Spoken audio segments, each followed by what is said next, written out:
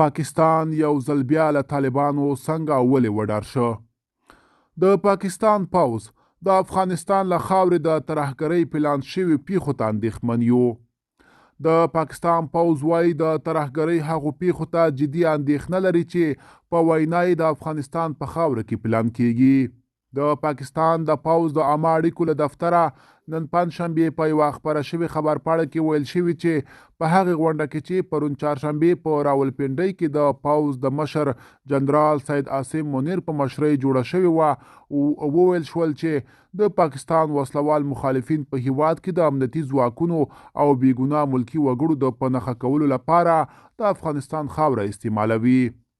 د پاکستان د پوځ د دغې ادعا په اړه د طالبانو حکومت تر اوسه غبرګون نه دی ښودلی، خو له دې مخکې یې په کراتو دا ډول ادعاوې رد کړي او ویلي دي چې هیڅ چاته به اجازه ورنه کړي چې د افغانستان له خاورې پر نورو د بریدونو لپاره کار واخلي.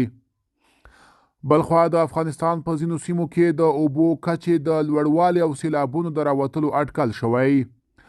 د طالبانو د حکومت د اوبو او انرژۍ وزارت نن سبا او بل سبا د افغانستان د سیندوزو حوزو په ځینو ځایونو کې د اوبو کچې د لوړوالي او د سیلابونو د راوتلو اټکل کړی دی.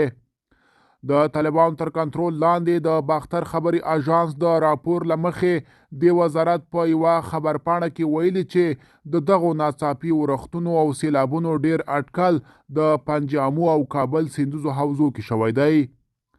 له خبرپاڼې سره سم د سیلابونو او اوبو د کچې د لوړوالي په ځانګړې توګه د بدخشان، تالقان، بغلان، پنجشیر، غوربند، کونړ او لغمان سیندونو پر لاره او د دې سیمو د ځینو ځایونو په سیلابونو کې شته.